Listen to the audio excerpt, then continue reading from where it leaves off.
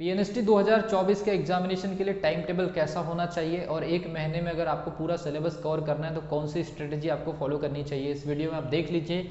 जितने भी students preparation कर रहे हैं, सीरियसली प्रिपरेशन करने वाले स्टूडेंट के लिए ये बिल्कुल टफ टाइम टेबल मैं आपको दे रहा हूँ। टफ टाइम टेबल के साथ में हर 2 से 3 दिन के अंदर एक टफ टास्क आपके सामने है जब तक ये एग्जामिनेशन नहीं हो जाता। तो अगर आप इस चैनल पर नए हैं तो चैनल को सब्सक्राइब कर लीजिए। पीएनएसटी 2024 टाइम टेबल कैसा होना चाहिए, पढ़ने की स्ट्रेटेजी कैसी होनी चाहिए और सिलेबस को कैसे कवर करना है, इसके पहले मैंने बुक्स के बारे में बता दिया, स्टडी मटेरियल के बारे में बता दिया।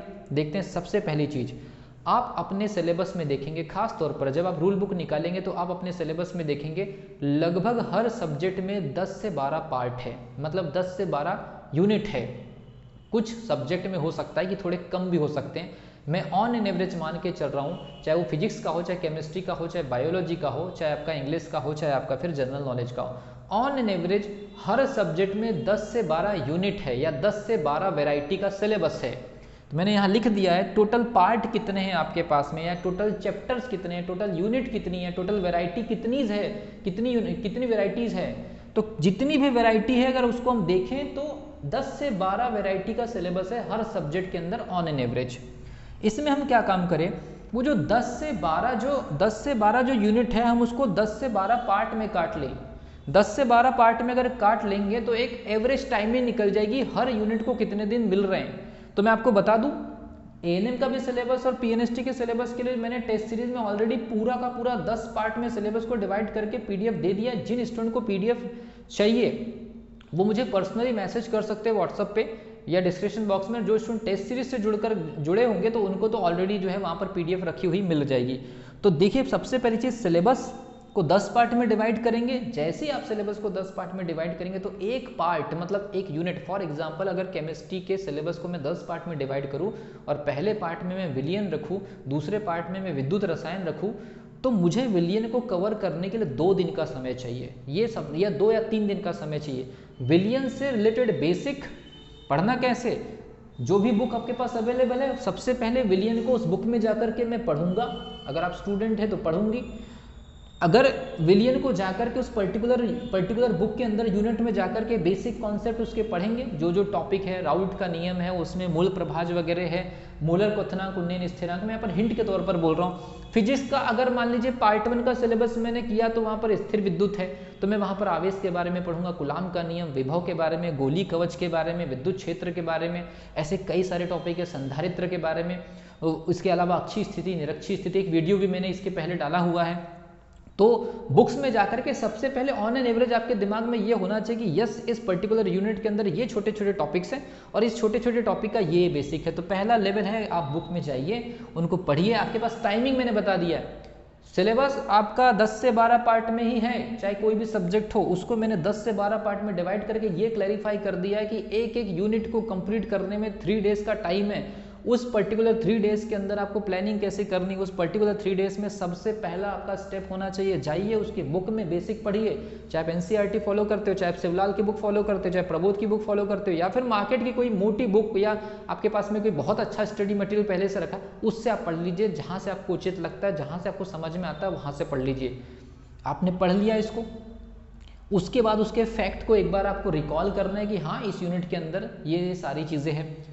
शॉर्ट नोट्स बनाना है, फुल नोट्स आप नहीं बना पाएंगे, फुल नोट्स बनाने का समय नहीं है, इसलिए मैं आपको क्लियर कट बोल दे रहा हूँ, फुल नोट्स बनाने का बिल्कुल समय नहीं है। जो मेन जो फैक्ट है, जो एग्जामिनेशन के लिए एग्जामिनेशन का पॉइंट बन सकता है, उसको अपने शॉर्ट नोट में 5 कॉपी बनाइए, पतली पतली 100 पेजेस की या 150 पेजेस की शॉर्ट नोट क्रिएट करिए। उससे रिलेटेड अपने पास में ऑलरेडी ऑब्जेक्टिव क्वेश्चन है बुक में, उसको लगाइए। शुरुआत के कम से कम 3-4 क्वेश्चन, अगर आपको लगता है कि मुझसे न्यूमेरिकल नहीं बन रहे हैं और एक महीने में आप न्यूमेरिकल में कोई ज़्यादा एक्सपर्टीज हासिल नहीं कर सकते, तो आप थ्योरेटिकल क्वेश्चन जो आपने पढ़ा है उससे क्वेश्चन देखिए सही उत्तर आ रहे हैं या नहीं आ रहे हैं। और ये नहीं कि आप उत्तरमाला टाइप की कोई स्टडी कर रहे हैं, 50 क्वेश्चन लगा रहे हो और बस टिक करते जा रहे हैं, ये पहले का ये दूसरे का भी। इस टाइप की स्टडी जो है आपको ले डूबेगी और 6-7 साल आपको प्रिपरेशन में खींचेगी। तो बुक से स्टडी करना है, फैक्ट को रिकॉल करना है, शॉर्ट नोट बनाना है, फुल नोट्स बनाने के पीछे भागेंगे नहीं, ऑब्जेक्टिव क्वेश्चन लगाना है बुक से। उसके बाद अगर आपकी इच्छा हो कि फलाने टीचर, फलाने इंस्टीट्यूट या फलाना कोई व्यक्ति टेस्ट सीरीज दे रहा है, आप जाइए उनके पास, टेस्ट लगाइए, आप अपना स्कोर रिकॉल करिए कितना बन रहा है। पहले राउंड में मेरा इस सिलेबस, पहले राउंड में मैंने ये सिलेबस टारगेट किया था, जिसमें फिजिक्स में मैंने बिलियन, केमिस्ट्री में आपका फिजिक्स में आपका स्थिर विद्युत, केमिस्ट्री में बिलियन, आपका बायोलॉजी में कुछ और, इंग्लिश में कुछ और, देन जनरल नॉलेज में कुछ और। तो वो सिलेबस को जब आप कंप्लीट हो जाएगा आपके बने 40 मार्क्स फॉर एग्जाम्पल, तो आपको इसमें पैनिक होने की ज़रूरत नहीं है। अगला जो आपके सामने सिलेबस आने वाला है सेकंड राउंड का, मतलब पार्ट 2 का, फिजिक्स का पार्ट 2, केमिस्ट्री का पार्ट 2, बायोलॉजी का पार्ट 2, इंग्लिश का पार्ट 2, या फिर आपका जो भी सब्जेक्ट है जनरल नॉलेज का पार्ट 2। जैसे जनरल नॉलेज में हमने पार्ट 2 में भूगोल को शामिल किया था, और जनरल नॉलेज के पार्ट 1 में हमने शायद इतिहास को शामिल किया था। तो ऐसे एक टारगेट होता है।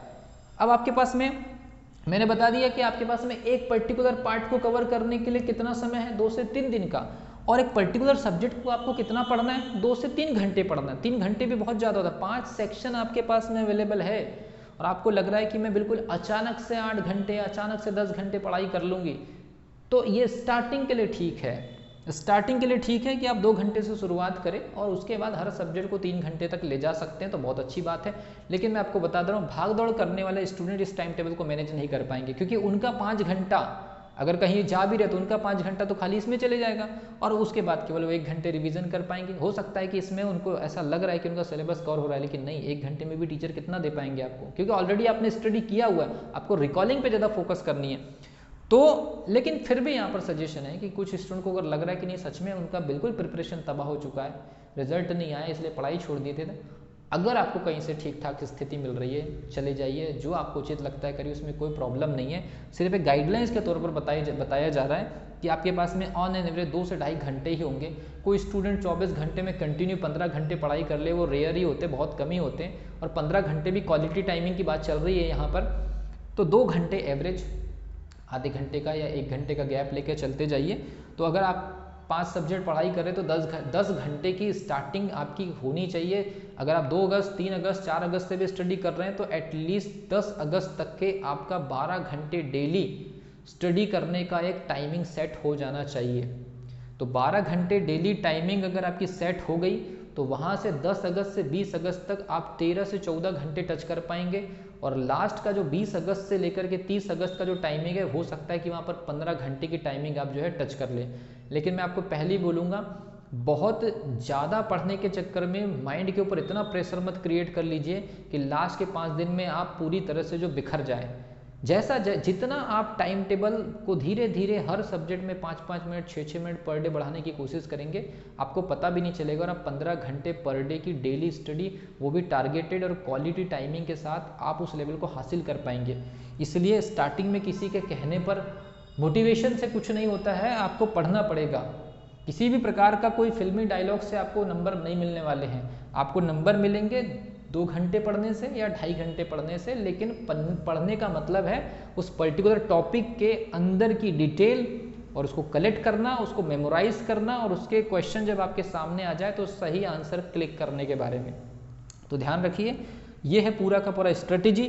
सिलेबस को पार्ट में डिवाइड करो, 1 यूनिट कितने दिन में कवर कर सकते हैं आप, वो आपको डिसाइड करना है। देन उसके बाद अगले सिलेबस में मूव करना आना चाहिए तुरंत, और ये प्रोसेस कंटिन्यूस चलते जानी चाहिए। जिसका तरीका है, बुक्स से पढ़िए, फैक्ट रिकॉल करिए, शॉर्ट नोट बनाइए, ऑब्जेक्टिव क्वेश्चन लगाइए, और टेस्ट कहीं से मिलता है तो टेस्ट पे जा करके अच्छा स्कोर लेकर के आइए। अगर ये सब कुछ अगर आप सही कर लें तो मेरा ऐसा मानना है, इसके बाहर जो जितनी भी चीज़ें चल रही है, इसके बाहर अगर ये पूरा का पूरा राउंड सर्कल अगर आप हैं, अगर ये पूरा राउंड सर्कल अगर मान लीजिए आप है या आपका मैनेजमेंट है, तो इसके बाहर अगर कोई भी हो, चाहे कोई टीचर हो, कोई कोचिंग इंस्टीट्यूट हो, वो याद रखिए वो आपके लिए नहीं है।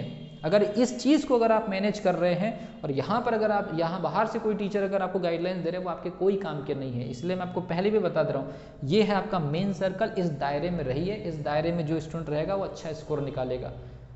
इस दायरे में रह करके प्लानिंग करने वाला कोई भी जो स्टूडेंट है, उसको बाहरी किसी टीचर के ओवर गाइडलाइंस, फिल्मी गाइडलाइंस या डायलॉग या मोटिवेशन की जरूरत नहीं पड़ने वाली है। क्योंकि कॉन्सेप्ट अगर समझ में आ रहा है, अगर कॉन्सेप्ट समझ में आ रहा है तो बिल्कुल ठीक है। अगर कॉन्सेप्ट ही समझ में नहीं आ रहा है तो किसी टीचर के डायलॉग को आप क्या कर लेंगे, क्योंकि पेपर का हिस्सा नहीं रहने वाला है वो।